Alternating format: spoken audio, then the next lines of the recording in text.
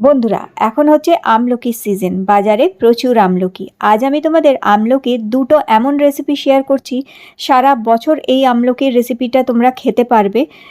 একদিন বানাবে, সারা বছর এটা খেতে পারবে। আর এটা ভাত, রুটি যে কোনো কিছুর সাথে দুর্দান্ত লাগে। বাচ্চা থেকে বড় প্রত্যেকেই কিন্তু আঙুল চেটে পুটে খাবে, এতই ভালো এই দুটি রেসিপি। সবার প্রথমে যতটা আমলকির রেসিপি তৈরি করতে চাও ততটুকু আমলকি নিয়ে নেবে। আমি এখানে নিয়েছি মোটামুটি 300 থেকে 400 গ্রাম মতন আমলকি আছে।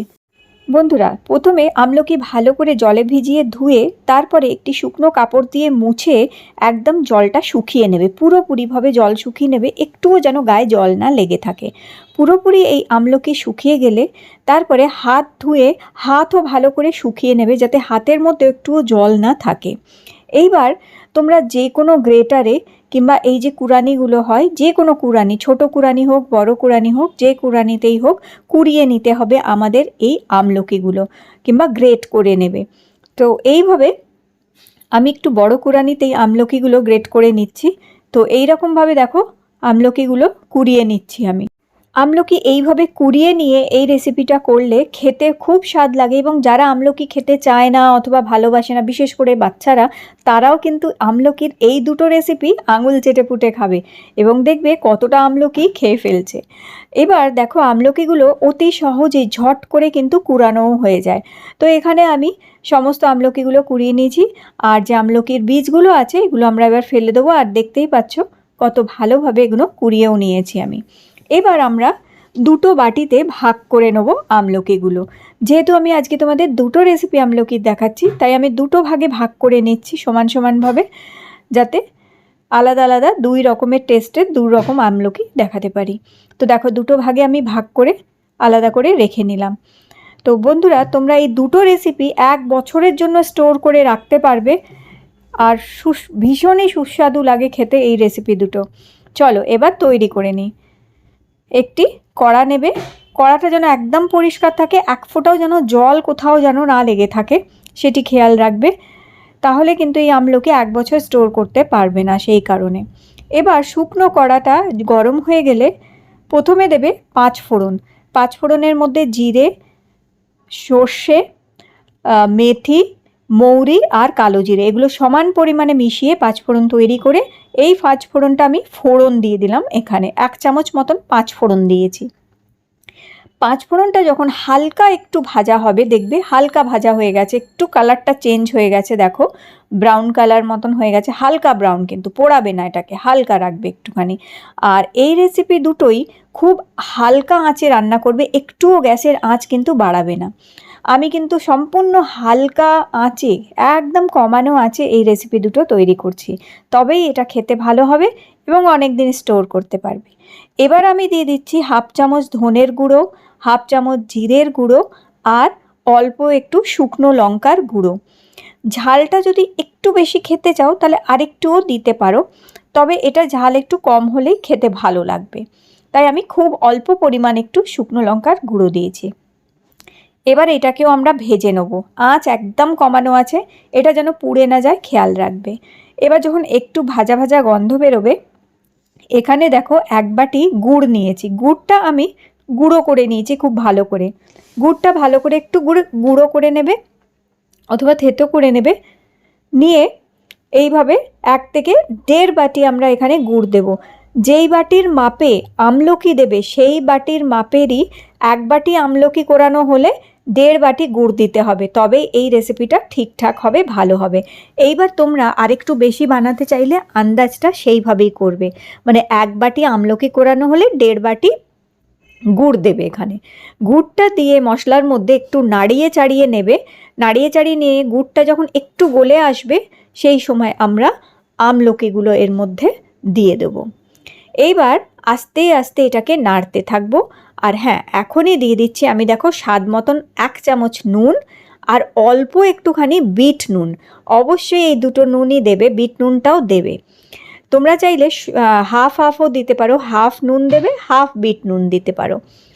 এইবার বিট নুনটা দেওয়ার পর ভালো করে যখন মেশাবে, দেখবে এটা থেকে জল বেরোবে।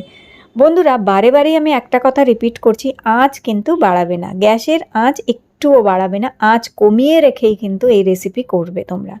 এবার আঁচটা আমার একদম কমানোই আছে। দেখো আমলকি থেকে জল বেরিয়েছে। এবার এই আস্তে আস্তে একে নাড়তে থাকতে হবে, আর আস্তে আস্তে এই জলটা শুকাবে, আমলকিটাও সফট হবে, নরম হবে, আর গুড়ের সাথে খুব সুন্দর মিলেমিশে যাবে। তো এইখানে এইভাবে নাড়িয়ে চাড়িয়ে এটাকে তৈরি করবে। একটা সময় এমন আসবে, বেশিক্ষণ সময় কিন্তু লাগেনি, এটা করতে আমার মাত্র 7 মিনিট মতন সময় লেগেছে। 7 থেকে 10 মিনিটের মধ্যেই তোমরা এই রেসিপি কিন্তু কমপ্লিট করে নিতে পারবে, বেশি সময় একটুও লাগে না। আঁচ কমিয়ে রেখেও আমি 7 থেকে 10 মিনিটেই এটা করে নিয়েছি। দেখো এইবার সম্পূর্ণভাবে কিন্তু যেটা হচ্ছে জল শুকিয়ে গেছে। এবার একটু কড়ার মধ্যে ছড়িয়ে রেখে দেবে আর গ্যাস অফ করে দেবে। যখন এটি ঠান্ডা হয়ে আসবে তখন একটি বাটির মধ্যে বার করে নিতে পারো।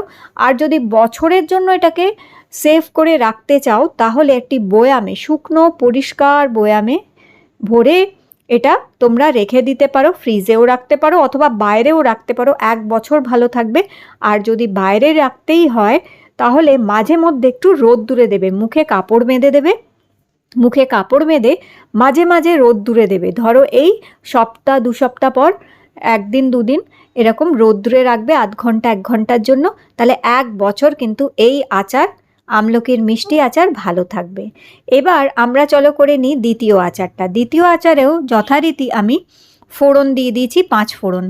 5 ফোড়নটা যখন একটু ভাজা হয়ে যাবে, ভাজা হয়ে গেলে তারপর আমরা দিচ্ছি 1 চামচ ধনের গুঁড়ো, 1 চামচ জিরের গুঁড়ো, 1/2 চামচ শুকনো লঙ্কার গুঁড়ো, আর দেব 1/2 চামচের চেয়েও একটু কম হলুদের গুঁড়ো। এবার 5 ফোড়নের সাথেই এই মশলাগুলো আমরা খুব ভালো করে একটু ভেজে নেব, যতক্ষণ না হালকা মতন ভাজা হয়ে গন্ধ বেরোচ্ছে। দেখো খুব সুন্দর হালকা ভাজা হয়ে গেছে মশলা। আর হ্যাঁ, গ্যাসের আঁচ কিন্তু এখনও একদম সিম করে কমিয়ে দিয়েছি। এখানে ভাজা হয়ে গেছে। এইবার আমরা 2 বড় চামচ মতন সরষার তেল দেব, মানে 2 থেকে 3 টেবিল স্পুন, যেটা হয় 2 to 3 টেবিল স্পুন সর্ষের তেল এখানে দেবে 1 বাটি আমলকি কোরানোর জন্য। এইবার তেলটা দিয়ে যখন গরম হয়ে যাবে তারপরে দেবে একটুখানি হিং। যদি হিং খেতে ভালোবাসো, হিংয়ের গন্ধ ভালো লাগে, তাহলেই এখানে হিং দিতে পারো, খুব সামান্য 3-4 চিমটি মতন। তারপরে কাঁচা লঙ্কা কুচানো দিয়ে দেবে অল্প একটু, অল্প কিছু কাঁচা লঙ্কা কুচানো দিয়ে তারপরেই আমলকিটা দিয়ে দেবে তেলের মধ্যে।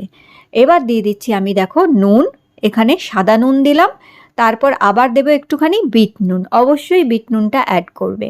এই সাদা নুন আর বিট নুন দিয়ে এবার এটাকেও যথারীতি আস্তে আস্তে আমরা এটাকে কুক হতে দেব। আর হ্যাঁ, যেটা হচ্ছে এটা থেকেও জল ছাড়বে, কিন্তু তার জন্য আঁচটা কিন্তু একদম বাড়াবে না, এটা নিজে থেকেই শুকাবে। এবং আমি যেমন কি বললাম, মাত্র 7 থেকে 10 মিনিটেই এই জল কিন্তু শুকিয়ে যায়। তো দেখো 7 থেকে 10 মিনিট আমি রেখে দিয়েছিলাম, আর মাঝে মাঝে একটু নাড়িয়ে চাড়িয়ে দিয়েছি, ঢাকা কিন্তু দিইনি। ঢাকা একদমই দেবে না, দুটো রেসিপিতেই আমি কিন্তু ঢাকা দিইনি। ঢাকা দিলে কি হবে, বাষ্প তৈরি হবে, তাতে জল পড়বে, আচার নষ্ট হয়ে যাবে, সেই জন্য একদম ঢাকা দেবে না। ব্যাস 10 মিনিট নাড়াচাড়া করি, দেখো কি সুন্দর শুকনো ঝরঝরে মতন হয়ে গেছে এটা। তো এই তেল আচারটাও বয়ামে ভরে রেখে দিতে পারো। আর মাঝে মাঝে তোমাদের এটা রোদ্দুরে দিতে হবে, মাঝে মধ্যে সপ্তাহে 1 দিন অথবা 2 সপ্তাহে 1 দিন 2 দিন করে একটু রোদ্দুরে দেবে। রোদে যখন দেবে ঢাকনি খুলে মুখে কাপড় বেঁধে রোদ্দুরে রাখবে, তাহলেই দেখবে এই আচার 1 বছরেরও বেশি রেখে তোমরা খেতে পারবে।